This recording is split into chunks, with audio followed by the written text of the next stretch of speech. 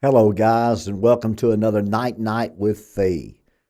Had a rough day in our country today, so we are going to start off tonight's episode with the title More Civil Unrest, a Political Assassination. If you've been tuned in to the Phee Smee network since we came on air May 27th, I have told you repeatedly what is going to happen in our country. That you will not see the first missile fired. That is not the way they will attack America. They will attack America with civil unrest, paid for, organized by socialists, communists to cause chaos for us to unravel from within. Cyber attacks, terror attacks. I talked to you last night about the law of large numbers and 1% of 1%. 15 million people come across, and only 1% have bad intentions. 99% of those get caught, and 1% gets away. That's 1,500 events, folks, separate events. But let's go to 99.9%. Let's take the law of large numbers all the way to 99.9% of folks getting caught that have bad intentions for our country. That allows 150 different terrorist cyber attacks. Events like you've seen with children praying in a church and getting killed in Minnesota, like you've seen on public transportation, being a Ukraine woman getting stabbed with the gentleman that knows he's on camera. So is that a mask? With a hood and dreads. Now you've got a Christian pro-Israel activist that had given his mission was to go to college campuses. I didn't know him a lot about him. I've only seen him speak once before tonight, or before today happened, and he was speaking in an Ivy League school, and he was entertaining questions and then rebuttaling their questions and giving them correct answers. And I didn't think much of it. I watched maybe 5 to 6 minutes of it and moved on. But a lot of people in our country in that age group really followed him, really knew him as far as a personality and what he meant.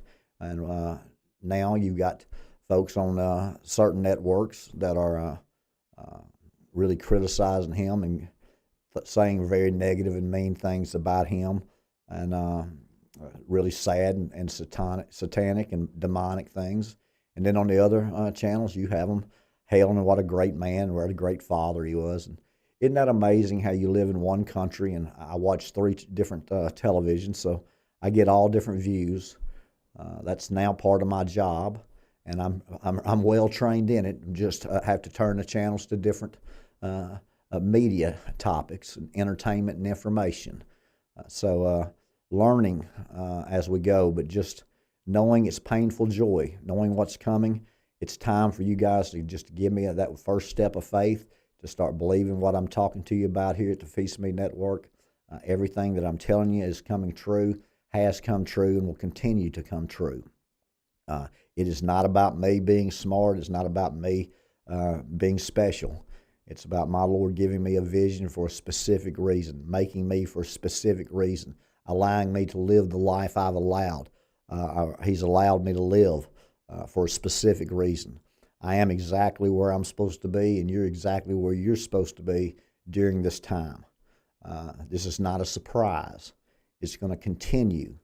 But we've talked to you about for months now about the civil unrest, about paying the National Guard, about training and increasing police staffs and first responders pay and more training to get those individuals out there. There's a need in the future. How far in the future, I don't know.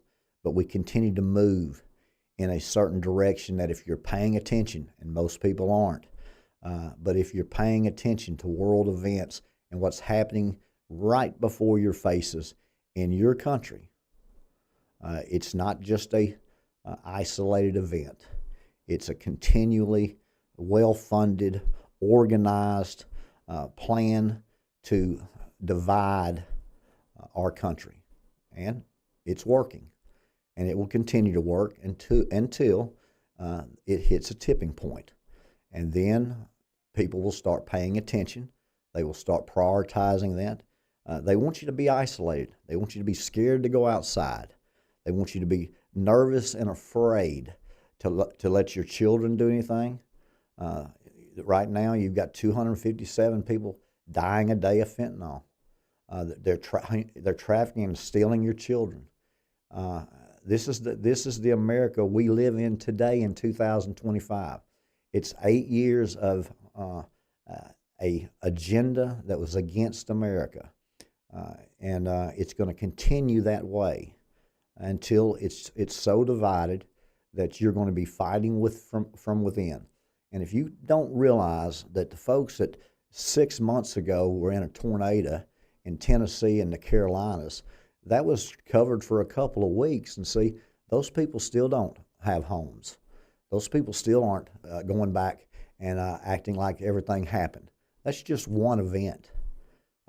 Between 150 and 1,500 of those events, you're looking at some real chaos that can cause real problems if you're not prepared and aware of what's coming.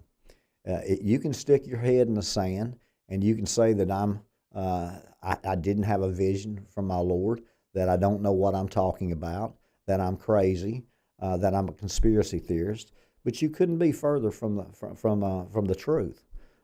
I've never been a conspiracy theorist. Anybody that knows me will tell you that they would never have guessed that I would be doing what I'm doing today. It's not anything about me. It's just I would have never even thought about some of the things that now I have to deal with on a daily basis. But I'm prepared and I'm committed to coaching during this time. And until it's over for everyone and my Lord has come back, or until I pass away. And then we will continue to have these episodes, and we'll have them in-house, and we'll have them out on different platforms. So that's what I will do, and I have a very, very good feeling that everything that is going to transpire at some point exactly the way I tell you it's going to. So that's not being cocky, that's not being bold, that's not being arrogant. I'm a nobody. I just happen to be somebody that my Lord chose from the beginning of time for this time right now. And I'm thankful for that. And I'm thankful for you tuning into the Phee Smee Network and being aware of what we're teaching and what we're coaching here. So I do appreciate you tuning in. I do wish that you would tell people to get us out of this algorithm, that we can start giving me that first step of faith. Maybe it will, maybe it won't, but I'm going to pay attention. He's been right so far. So let's just give him a shot, and for entertainment and information purposes only.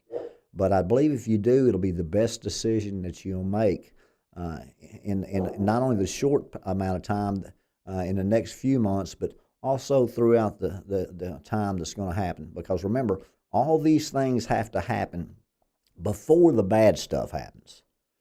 So right now, they're in a mindset of dividing our country with a socialist, communist movement. They are well-funded. They are well-organized.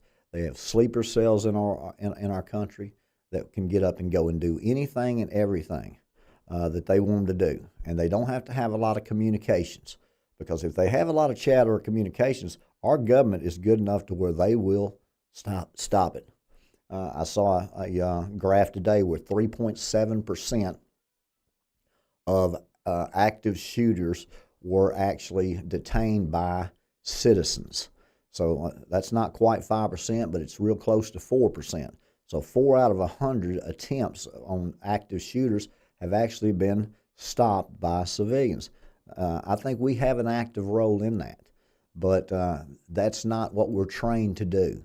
And we need to train these police forces. We need to double them. We need to pay them. And we need to train more first responders. We need to give a career choice, make it worth their while, to where when you're running away from chaos, they're running to chaos. And they need to be paid, and we need to double the size of them, because there's going to be a lot of chaos, folks. So as we move through tonight's questions, I thank you for the questions. I did have a question today, and it fits very well with what we're going to be talking about at the end of the close. But more civil unrest, political assassinations. You're looking at an assassination attempt on our president. You continually have this man had a security force that traveled with him to these events. You know, how many people are scanning buildings 200 foot away? How many people can shoot a guy in the neck, in the jugular veins, to where there's no question that if you see that shooting, that the blood loss alone puts them in a bad situation trying to save someone's life. It was probably over within 10 seconds. So it's a difficult time to be alive. It's painful joy. But we can't let them win, because, see, we win in the end. And the more prepared we are, the better we're going to be at winning. We're going to have lots of problems. But I thank you for these continued questions. If you want to ask me a question, please do so at PheeSmee.com. That's PheeSmee.com. You'll see the form there. And I do appreciate you asking the questions, and we'll get into those questions right now. Phee, what do you believe will happen since NATO downed Russian drones over Poland in Harrison, Arkansas?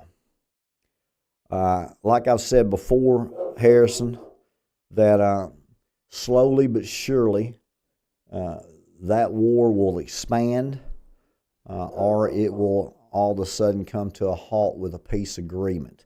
I believe it will expand because of China and Iran and India having the back of Russia against NATO.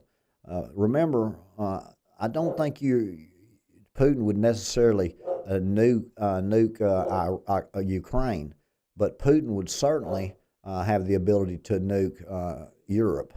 And they're pretty much landlocked on a lot of that country, and they're not far from Europe. And I think this was probably a test.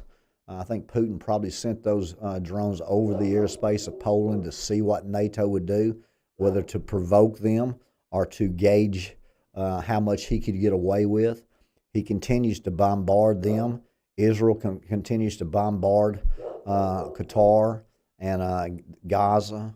The Israeli defense forces sent out a word for people to leave Gaza. They always send advance notice for people to get out and leave before they go and bomb, unless they're going after, strategic Hamas or Hezbollah or any of the other terrorist cells that Iran, proxies that Iran have.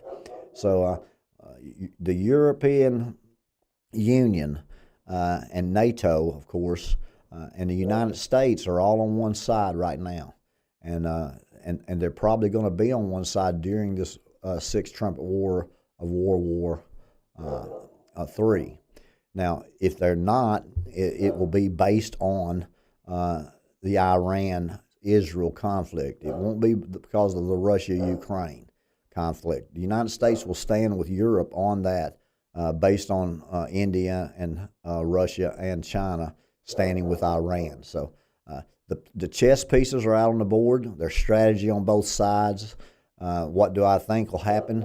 I think it will end up expanding, and you will find in September that the 22nd that the United Nations have already formalized what they want to talk about. That meeting will be for show.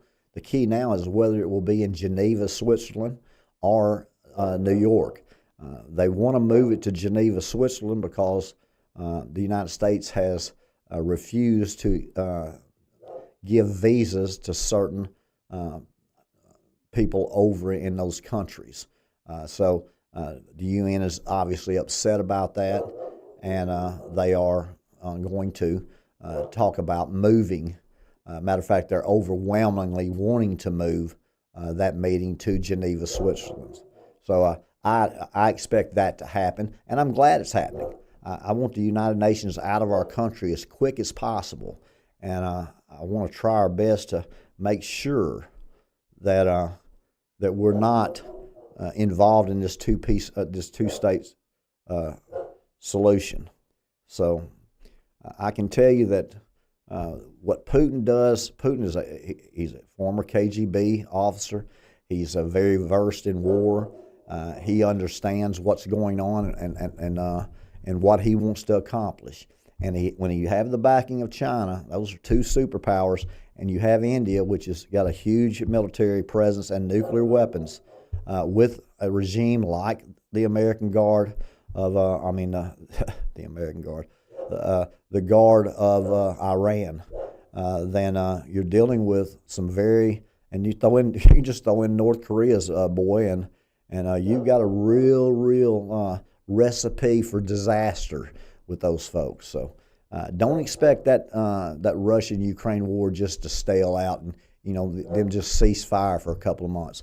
Putin will continue to advance, and then all of a sudden they'll come to peace, or it's going to continue to expand into Europe, and then the United States will get involved, and then you've got a world war conflict. But that world war that sixth trumpet starts out of Iraq, Iran, Syria, and Turkey. So I expect something from this United Nations meeting in September, no matter whether it's in New York or Geneva. I expect something will come out of that will instigate the next step. We shall see. But thank you for the question, Harrison, from Arkansas. I do appreciate that. As we go on to our next question right now. Phee, with all the civil unrest, where do you stand on gun control? William in Arkansas. William, that was a good question before what happened today, based on the events that have happened continually. The Second Amendment of the United States gives its citizens the right to bear arms. That is a right that should never be taken away from our citizens. It is very important. I am completely against gun control. Guns do not kill people any more than cars kill people. You're looking at the wrong motive of people. If you take everybody's guns away, then you're unarmed. You're very easily controlled if the only people that have guns are the ones that are controlling you. So in the South, we like to hunt. We do a lot of, everybody down here, or I'd say, 60% of people down here have guns. And I don't think you're going to be taking guns away from folks down in the South unless the United Nations wants to overtake our country and raid every home in America. And I just don't think that's going to be a wise decision. So gun control is going to continue to spike. Those people have an agenda. They want to get rid of the guns while they can control you easier. So that's what's going on there. Every time that they have a shooting, every time that anything goes on with guns, whether it's gang violence, whether it's arms shipments, no matter what it is, it's always the gun's fault instead of the individuals that are using the gun or driving the car or operating the machinery. Those are the operators. It's like Phee in sports. It's an execution problem with me now. I know what to do, but if you can't move or you can't lift your shoulder or you can't run fast or jump, then bottom line is you might know what to do, but you can't execute it. That's like I tell people now, I played pickleball probably 4 times, but I'd beat most people in pickleball if they don't know how to play pickleball. But I'd get my brains beat out by somebody that could recognize that I can't move and just hit the ball where I'm not. So when I play pickleball, I try to hit it where they're not, to where they can't return it. and I use a lot of my eyes like I used to in ping pong and tennis, and if it's like I used to when I was playing basketball. If I'm going to pass to the right, I'd look left and whip it behind my back, or with a no look pass because I knew where they were. So bottom line is, no matter what you're doing, if you can't execute, then it doesn't matter. So people have plans, but they're going to have to be able to execute those plans. And if you can put up a defense and have a game plan and play some offense, and then you can get ahead of them. And just like I told you, 3 months ago, Donald Trump doesn't have a choice. He ran on the fact that if you want to elect me, you won't be in World War III. And he was trying to tell you the truth, but I already knew he wasn't going to be able to do that. And if he didn't do something with Iran, Iran was going to do something with Israel and the United States. So he had to get those nuclear facilities. Now it's debatable whether or not he did any damage or it was a complete success. See how different stories try to deceive people. Now, what is the truth? A general's been fired. Well, that's because he went against Trump's case after looking at evidence, and I knew that Trump was lying. So Trump fired him. Well, there's one camp. The other camp is we had a complete, wonderful success, and we wiped them out. And then they come over in China and Russia obviously say, hey, we got you back. So let's plan something really, really special. And, of course, our president sent a text to them saying, I thank you. I wish you guys the best as you are over there conspiring against America. So we've got internal problems. We've got external problems. We've got global problems. And it's exactly what Jesus said in Matthew 24. So taking somebody's guns away from them only puts the public, in a weaker position. Because, folks, the masses are coming. The mob is coming. You're going to be overwhelmed at how many people are going to be in those streets. Millions of folks throughout our country are going to be scared to get out of their house before it's over. So, and even in my small rural state of Arkansas with 3 million people in it, you got one city had 2 murders this week. I mean, it's just every other city you look, no matter throughout the state. Well, there's one over in eastern Arkansas that had 2. And this week it's one over in south Arkansas that had 2. Then you've got a lake community that's had 2. And then you go up to northwest Arkansas and they've got 2. I mean, it's just all over the place in just this state. So don't expect that these National Guards are going to stop at 1 or 2 cities, because this is just the beginning of this civil unrest. These paid protesters that you guys probably don't remember, that were all at your Ivy League schools. And see, the tents were being paid for, and people were actually putting on Craigslist how much money they'd pay for you to go out and protest.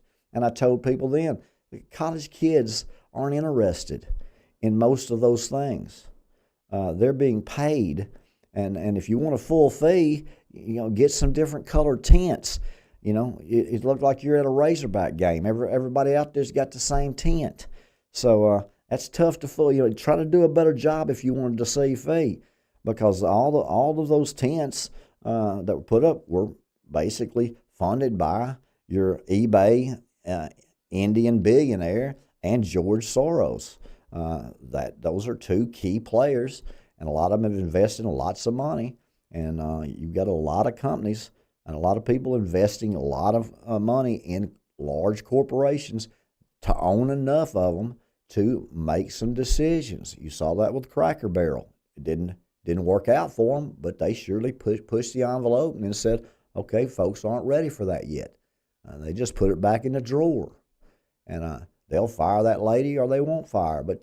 And Cracker Barrel will be back to being Cracker Barrel for a few number of years, but then it'll be another company. They're always testing. You had Target a couple of years ago coming out with transgender stuff. That didn't work out for them. And it's DEI stuff, and it's all of these radical folks. They ought to pick a different topic because most Americans that are just normal, they want to be able to work and have fun and pay their bills and enjoy life and love their family and their children. And before it's over with, it's going to be another COVID situation. And when that happens, are you going to be prepared for it, or are you going to just go and take the shot because that's what they tell you is the right thing to do, or you're a bad citizen? Because you're going to have two sides every time. Don't make a quick decision. And you don't have to believe me. Go right to the Word of God on all of these questions. But you got to stand for something. You got to have core beliefs. But if those core beliefs have been shifted or you've been wrong, then it's okay to adapt and pivot and move back to making my Lord a priority and knowing His Word, not somebody's 175-year-old contemporaries to sell Bibles. Don't add anything to it. Don't subtract anything from it. Just study the prophecy and you'll find out. Or tune into the Phee Smee Network as we continue to move in this direction to our second phase. Because we're trying to get our national electronic communications drill out, and we don't have all the affiliate markers yet to do that. And so we're in a crunch. Hey Jerry, how you doing? I'm glad that you're back today. I hope that you're healthy and wise. And Mark told me whatever I do to make sure I look at the sound bar of my mic and to make sure I look and see if Jerry is chatting, because I focus on that camera and I don't look at anything above me. And so I'm sorry I didn't recognize you or acknowledge you last night, but thank you for tuning in tonight, Jerry, on this another sad day of civil unrest. But that's what's going to happen with the NATO. That's what's going to happen with our gun control. You're going to continue to hear a big portion of people saying that it is time for us to change the gun laws. This is not back in 1776. 250 years the United States has been a country. The largest or the longest democracy in the world history is right at 413 years. So we're more than halfway there. Can't you see the journey, the time periods that we've been through from 1776 through the 1800s with the Civil War to the turn of the century, where innovation and technology and cars and electricity and trains and automobiles, planes, the utility grid and computers, and now regenerative medicine and robotics and AI. You just continue to see from wired cable and wired telephone companies to microwave ovens, and you just continue to see it grow and move in a direction. And I've always been ahead of the curve. God blessed me with the ability, to know that wireless communications was going to be there 10 years before it was there. And He's given me the opportunity with regenerative medicine and AI to know in 1984 and 87 that this was what was coming. And now you still haven't heard a lot about it. You've heard a lot about AI. Now in the last 6 months, you've heard a lot about Neuralinks. But the regenerative medicine, that's the key. If you don't want to be hooked up to some software or have somebody to give you access inside your brain, then I would suggest that we do it a different way, because we can accomplish the same things by genetically engineering all of that to go anywhere we want to go with whatever delivery system is needed in our body based on where the disease or the problem is located. So those are things that I was well aware of.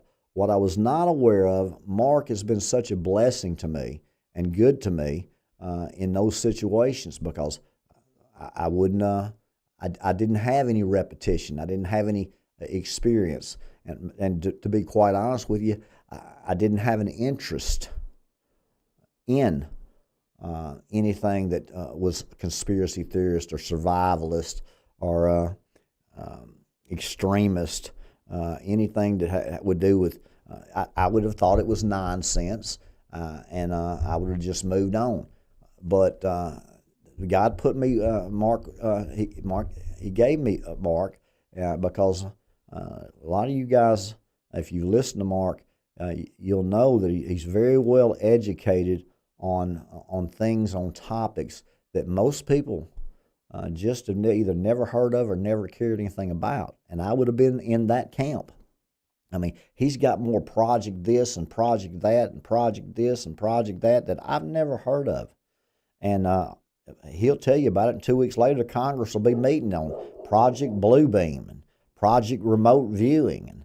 And again, I'm thankful to have him because of this situation. But I'm very versed in the math and the science, in the procedures, in the how the FDA works.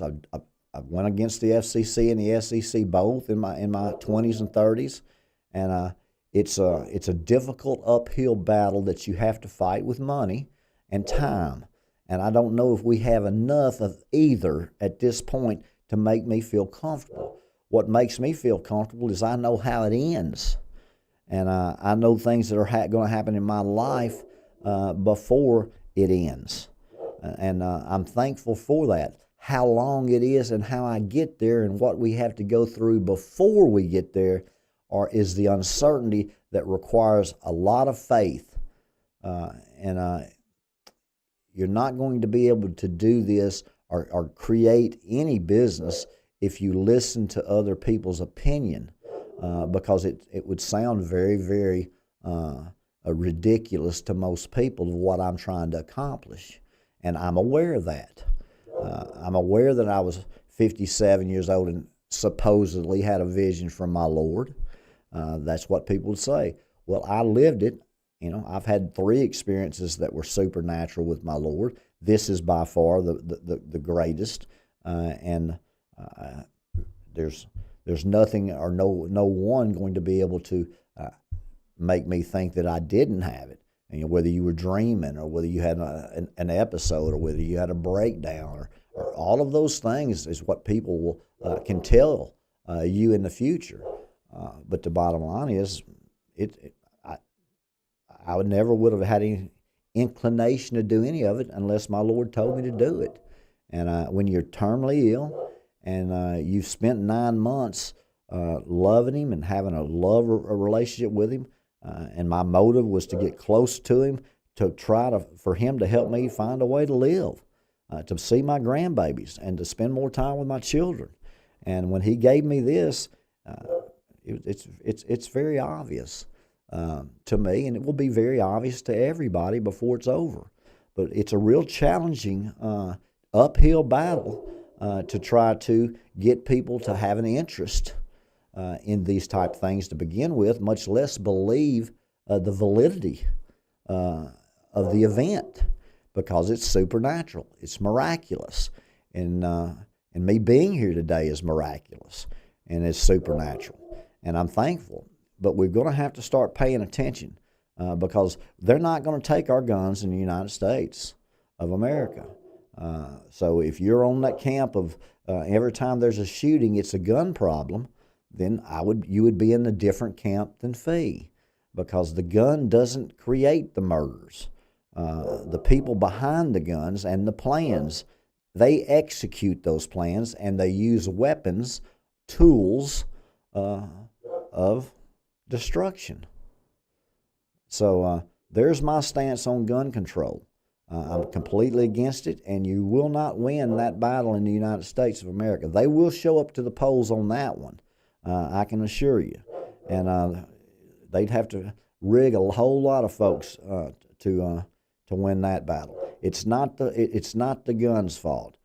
Now there are a lot of gun laws that are very strict in some areas, and they tend to find guns that they shouldn't be able to sell, but they don't. Again, they don't have any sense. You don't need military grade weapons being sold to everybody down at the pawn shop. But you're not going to get rid of the shotguns, and you're not going to get rid of the handguns, and you're not going to get rid of the semi-automatics. And I mean, bottom line is, it's not going to happen. So they can fight all they want about gun control every time an event happens, because there's going to be a whole lot of events happening. They've been happening if people have been paying attention. It's like earthquakes. They happen every day. And it amazes me how many earthquakes happened 2 days ago. There was like 36 in the world. I was like, I never knew we had 5 earthquakes that were notable. I know you have earthquakes and tremors every day, but 39 over 5 point, that's unheard of. And so they start a lot of times in the ocean floors, and before it's over with, now you're having volcanoes erupt and all kinds of tornadoes. Now a hurricane again. It's a tropical storm. It's just one thing after another, and you think it's just natural disasters and climate change, but it's deeper than that. And I just wasn't aware, and it's hard for me to believe. I told my son tonight, my daughter-in-law was out of town on business, so my son went to Wingstop and got us some chicken wings, and I think I ate probably 15 chicken wings because I hadn't had chicken wings in 6 months, and I love chicken wings. He again eats the boneless chicken wings, which I call chicken nuggets. So I don't understand that, but it's sad you raise them all the same way, and they're just not. So at some point, you just have to look and say, okay, well, I did the best I could, but they're not boneless chicken wings. There's no such thing as boneless chicken wings. That's a marketing ploy. They're nuggets, white meat nuggets. So that's what I would call them. But hey, y'all do what you want to. But I enjoyed this Wingstop wings. I'm telling you what, they were the 2 flavors he chose for Phee was spot on. I thought I was in Memphis with some dry rub, and then had some good hot and spicy chipotle. I mean, I'm telling you what, I didn't have anything to do with it. He chose it. And then he got the Parmesan garlic boneless wings and some kind of other boneless wings that I didn't touch one of them. But he didn't touch any of my wings either. So then we split some big order of fries and had a great visit about football. And, of course, he was more familiar with the Charlie Kirk fella than I was. And so that's hitting home with a bunch of 25 to 40-year-old people in the country. He must have been a real strong leader and speaker to that group as he went around in college campuses. They said he had a very well balanced mannerism. He would let them ask any question. He would let them debate with him. He was always nice and friendly. Like I said, I've only seen him for a shorter period of time when he was lecturing at one of the Ivy League schools, probably, 6 months ago now. Or maybe that's when I saw it, and it was, a year or two before when he did it, actually. But I enjoy, I spend a lot of time with young people. Old people control the world, but these young people, they change the world. And they've got the ambition and the energy to change it. Most of those folks, they're set in their ways, and what they've got, they're happy with. And if they don't have it, they're trying to find it. So they're connected, they're in the game, or they're out of the game. But young people change the world. And instead of all these old people saying, I can't understand this new generation. These new generation, they don't have any idea how it was. You've just forgotten how you acted at that age, and what you thought about at that age, and what you thought about your grandparents and the age they were in, and your parents. And the culture is shifted, and love is growing cold because of lawlessness. So children will turn against their parents, and parents are turning against their children. And you've seen that between the divorce and the abortion rates. And what you're finding, and what you're going to find, is it's just scriptures. As the end draws near, good people, even people that think they're killing you in the name of Christ, are going to be deceived. And Jesus says there would be no one left, not one of flesh left, if it wasn't for the elect, because he cut those days short. That's how bad it's going to be those last 3.5 years. You're not even into that part yet. You got to go through a world war that's going to kill a third of mankind before you get there. And just anywhere in the world you look, you think all of them are just going to disappear, and 3 years later, we're just going to be doing what we're doing now? Because if that's the case, happy days are here for Phee. I'm not under any time crunch. But if it's not, and you wake up one day and your life has changed forever, it'll be like Mr. Kirk's wife and 2 kids and parents are today, because their life has changed forever from this point on. Those babies will have a life of remembrance unto a certain age, and then it'll be pictures and videos, and the wife will grieve. And if she gets married again at 35, and those kids are 7 and 9, if the parents live another 15 or 20 or 30 years, it's just, it devastates their lives today. And all he was doing is speaking to at a college campus in Utah. So those are the events that change a certain amount of people's lives. Wait till you get anywhere from 150 to 1,500 events and see how chaotic and how many lives they change. Because that's what's happening. That's what's going to happen. That's why it continues to drift slowly. And now, before it's over, you'll have National Guards in every city, and you'll be scared to leave the house. And that, again, puts you in an isolation state, which maybe you'll be tuning into the Phee Smee network and with millions and millions of views a day at that point. And it's certainly, we got to get to 100 average, and there's where we are on the Night show, over 100 with all of our platforms, to 1,000, to 10,000, and then before it's over with, we'll have 500,000 a day or 1 million people a day watching. And normally it took Alex Jones, it takes all of these huge podcasters 10, 12, 15 years to get to 500,000 people a day watching.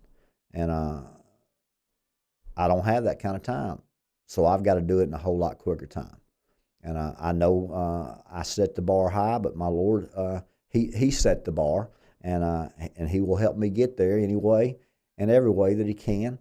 But it doesn't mean that you're not going to go through some real difficult, trying times, because that's a test of faith.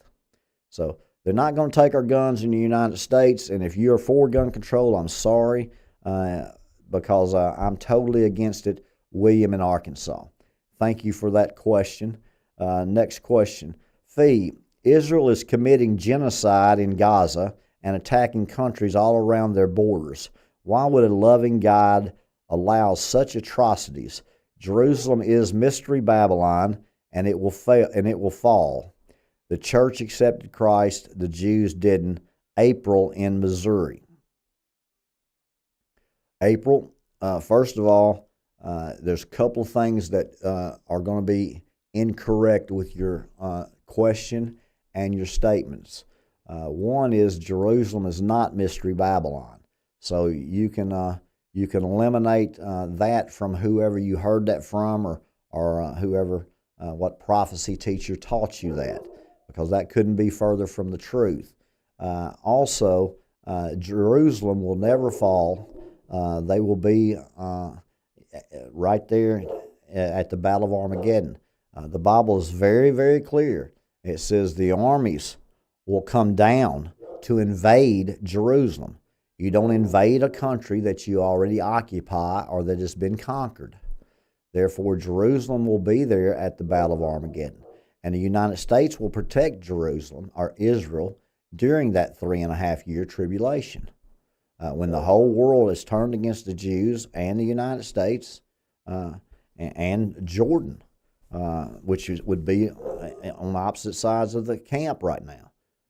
It's really funny knowing what's going to happen and seeing how many things have got to happen and what teams are going to be on one, and then some of them are going to be traded and playing against each other, and it's just I can see it so crystal clear, but it's because I've had a vision.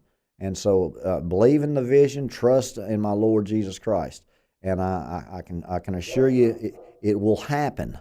But it's all of these mystery Babylon being Jerusalem and the Jews. That's just propaganda. Israel's the only country I know that will send out flyers and drop flyers and tell you they're going to bomb you in 12 hours to get you stuff and get out. That normally doesn't happen. And when all of these terrorist organizations and proxies for Iran, they hide in schools, they hide in hospitals, they have tunnels underneath those buildings and have had for years, and then they bomb a hospital, and it sure does make them look bad. And that's what they call human shields. But they're dehumanizing and desynthesizing everybody around to where it's just normal to see people getting blown up on television, but I'm getting censored. You know, again, they can show people getting shot and stabbed and murdered, and they show Hamas going over and killing folks, but I can't say certain words unless I get, in the basement of the algorithms where no one sees me. So there again, that's life. And life's not fair, or there wouldn't be a need for wheelchairs. So I'm not sitting here crying in my milk. I'm just telling you that what we have to do is we have to just keep knocking until someone opens that door, and or we break it down. One of the two. But I know the world's going to turn against the Jews, and I know the Jewish government's not always right, not always going to be right, certainly not going to do everything right, and that's not what I'm saying. I know the Jews didn't accept Jesus as their Messiah. My Lord has done anything and everything to try to get them to obey him, and they just do not do it. But he loves Jerusalem. He's going to set up a kingdom. He's going to stand on the Mount of Olives. He's going to split mountains. He's going to move mountains and islands. And I'm going to pull up here 3 different Bible verses that's going to prove to you that Jerusalem's not going to fall, and they're going to be all 3 from the Old Testament. I'm not even going to bring in Matthew with the temple, Jesus speaking about the 3rd temple. I'm not even going to bring in Revelations, and I'm not even going to bring in Daniel. We're going to go to Zechariah, and Zechariah 14, verses 8 through 11, and verses 14 through 11. And it shall be in that day that living waters shall go out from Jerusalem, half of them toward the former sea, and half of them toward the hinder sea. In summer and in winter shall it be. And the Lord shall be king over all the earth. In that day shall there be one Lord, and his name one. All the land shall be returned as a plain from Geba to Rimmon, south of Jerusalem. And it shall be lifted up and inhabited in her place, from Benjamin's gate unto the place of the first gate, unto the corner gate, and from the tower of Hanel unto the king's wine presses. And men shall dwell in it, and there shall be no more utter destruction, but Jerusalem shall be safely inhabited. So when my Lord takes over, that's the Old Testament, Zechariah is telling you that Jerusalem, with everything, Jerusalem will have no destruction, and that people will dwell safely in it. So there's one in Zechariah 14, 8 through 11, that tells you that Jerusalem is not going to fall. They are not the mystery Babylon. Now we will go to not Zechariah, we just got through Zechariah. We'll go to Jeremiah 15. And Jeremiah 15 it's a long chapter, but I think what's more important is that I read it to you basically after verse 6, because the first 5 verses, I would challenge you to read all of Jeremiah 15. It just tells you how many different ways the Jewish people are going to die because they've disobeyed their Lord, and and then we're going to start picking it up in verse 6 of Jeremiah 15. Thou hast forsaken me, saith the Lord. Thou art gone backward. Therefore I will stretch out my hand against thee and destroy thee. I am weary with repenting. and I will fan them with a fan in the gates of the land. I will bereave them of children. I will destroy my people, since they return not from their ways. Their widows are increased to me above the seas of the sand, or the sand of the seas. I have brought upon them against the mother of the young people a spoiler at noonday. I have caused him to fall upon it suddenly, and the tears upon the city. She that hath borne 7 languished. She hath given up the ghost. Her sun is gone down while it was yet day. She hath been ashamed and confounded. The residue of them will I deliver to the sword before their enemies, saith the Lord. Woe is me, my mother, that thou hast borne me a man of strife, a man of contention to the whole earth. I have neither lent on usury, nor men have lent to me on usury, yet every one of them doth curse me. Now there's Jeremiah talking about how bad the Jews have been, and then my Lord telling them what's going to happen to them. Now here in verse 11, this is what my Lord says. The Lord said, Verily it shall be well with thy remnant. Verily I will cause the enemy to entreat thee well in the time of evil and in the time of affliction.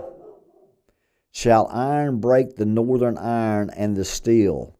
The substance of thy treasures will I give to the spoil without price, and that for all thy sins, even in all thy borders.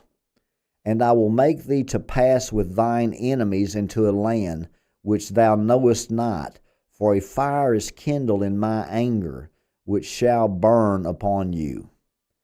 Now, my Lord is not going to let anything happen to Jerusalem because no matter how terrible and how sinful the Jews have been and have mocked my Lord and not accepted his Messiah, all of these prophecies in the Old Testament are talking about Jesus coming again. So Jerusalem is not going to fall. That's not going to happen. And if you want to go to Ezekiel, I believe it's Ezekiel 17, yes, and I will say, I'm not going to read this either, but I will let you know. And the word of the Lord came unto me, saying, Son of man, put forth a riddle, and speak a parable unto the house of Israel. And say, Thus saith the Lord God, a great eagle with great wings, long-winged, full of feathers, which have divers colors, came into Lebanon, and took the highest branch of the cedar. He cropped off the top of the young twigs, and carried it into the land of traffic. He set it to the city of merchants. He took also of the seed of the land, and planted it in a fruitful field. He placed it by great waters, and he set as a willow tree. Now, my Lord continues to talk about Jerusalem as if it is the apple of his eye. Nothing's going to happen to Jerusalem. The country of Israel and the Jewish people and the Jewish government, all of those people are not good folks. There are some good, there are some bad, like in any profession and in any country. Sometimes the leadership, you think that that's a representation of the people. Most of the time, it's not. If you think that the Chinese leader, communist leader, reflects the Chinese people that are peasants in a lot of areas, they do not. And if you think President Putin or President Trump, they represent the people of their countries. They don't live like us. They don't work like us. I can tell you right now, they're part of a small group of leaders that their lives are different than 99.9% of the people that they actually govern. They have to make their people of their countries believe in their plan and what they're trying to accomplish. And a lot of times when you do that, It's all about politics. It's all about propaganda. It's all about getting the right groups or the wrong groups, or getting public perception, or the mob mentality to be on your side. That's the way you win elections. And so all of those things, I would tell you, would point you, even in the Old Testament, that when Jesus comes, that Jerusalem will be the center of the world. The Middle East is there for a reason, and it will be there to the end.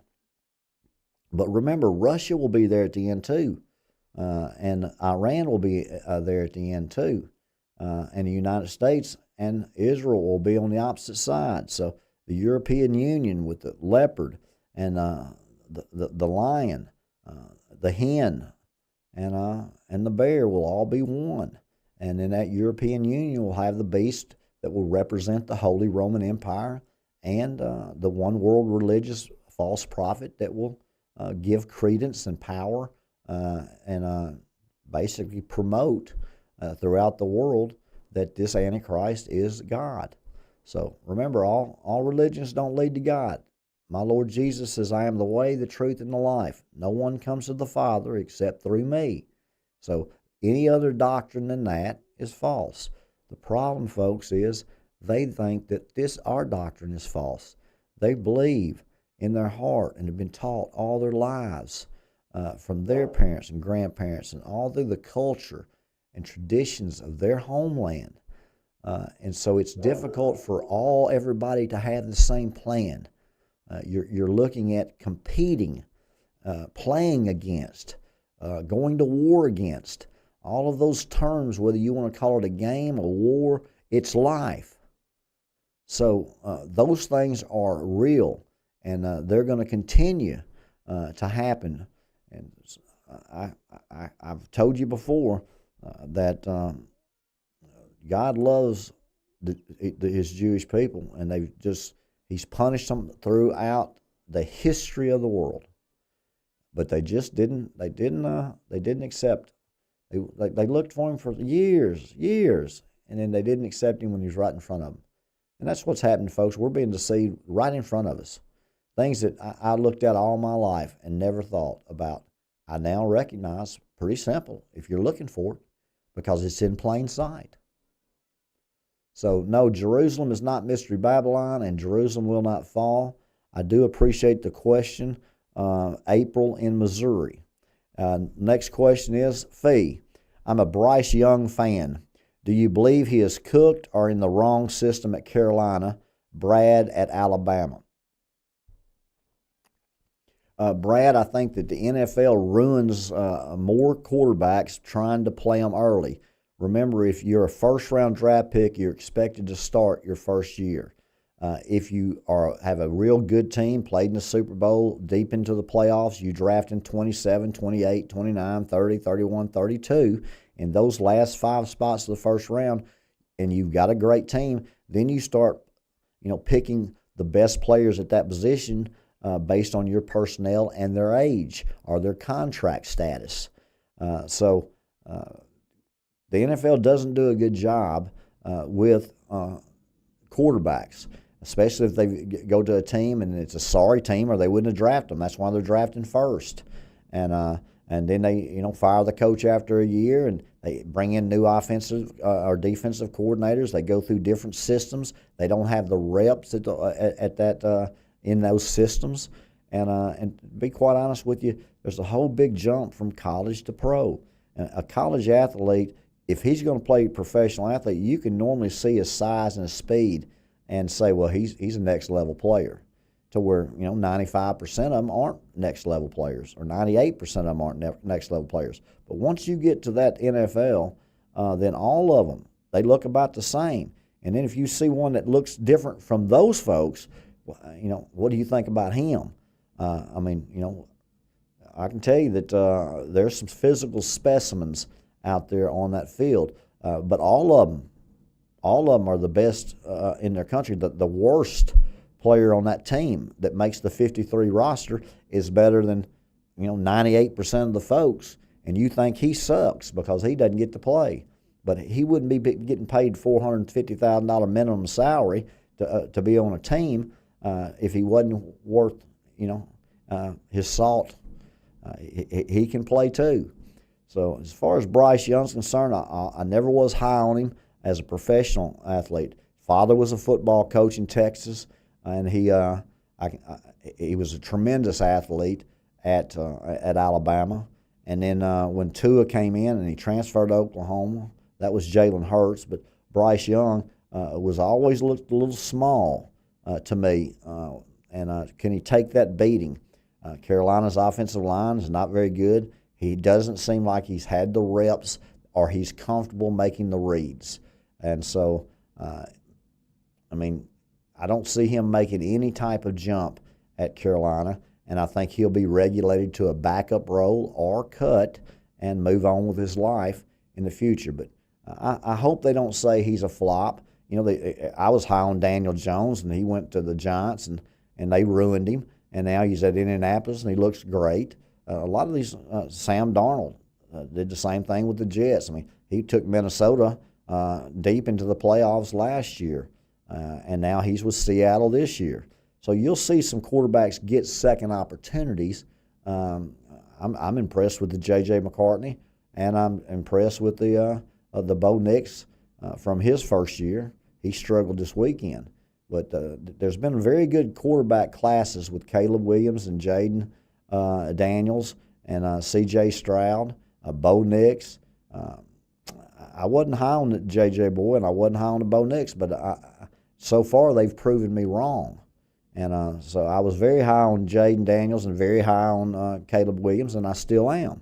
But the other boys, Bo Nix and the boy that Daniel Jones, and those boys, J.J. McCarty, those boys, they really impressed me, taking that step up, being able to read that game speed. At every level you go up, it gets faster, and you've got to make quicker decisions, and it takes repetition. Just like it takes repetition in what we're trying to do right here. The more you do something, the better you should get at it. And I'm just coming off the IR. I've been on the injured reserve. So it might take Phee a couple of at-bats. It might take him a couple of chances before he gets back in his groove. But I've had lots of reps in lots of different areas, and now I'm going to get the reps in this area, which is the most important one I've ever had. This is an arena I haven't played in, a sandbox I've never walked in, and now I'm getting just knee-deep in it. And so if we're going to do something, let's do it 100% effort with energy, and let's make sure that we know what we're talking about. I am a good coach. I'm a good teacher. I'm a good communicator. I'm a good motivator. I can instill confidence in my students, and I can practice at game speed. So join the Phee Smee Network, and let's get ready to understand that this civil unrest is going to continue. And what happened today was a political assassination. No different than what they tried to do with President Trump when he was running for president. There are hits out on lots of government officials. A lot of them have security teams. You'll hear that President Trump pulled so-and-so's security team. And then you'll hear, some congressman had to have a security team because someone was trying to assassinate him. It's just going to continue to get worse all over our country until it's an epidemic, and then people will say, well, I didn't know anything about it. So tell your neighbors, tell your friends, pay attention, not to a 24-hour news cycle, but a whole systematic shift in the way you're going to live your life in the future. So let's get prepared for that, because what you saw today is just an extension of what you saw in a Catholic school in Minnesota, and what you saw in a public transit, and what you're seeing in Chicago having 11 murders, and the state of Arkansas having twice as many murders throughout the same amount of time. It's just going to continue to go in that direction. But I guess we're numb to the fact that they're stealing our children and drugging our kids and killing them with fentanyl and just shooting people on the streets like it's nothing. And then just turn on the channels. And see the different viewpoints and see if you don't think we're the divided states of America instead of the United States of America. And that's a plan, folks, that they're executing beautifully, right out in the open, right before your eyes. So let's get right. Let's prepare, and let's tune in to the Phee Smee Network. Guys, I appreciate you spending time with me tonight. Have a blessed night, and remember, no matter what you're doing, you're missing something. So let's make what we're doing worth what we're missing. Night, night, guys.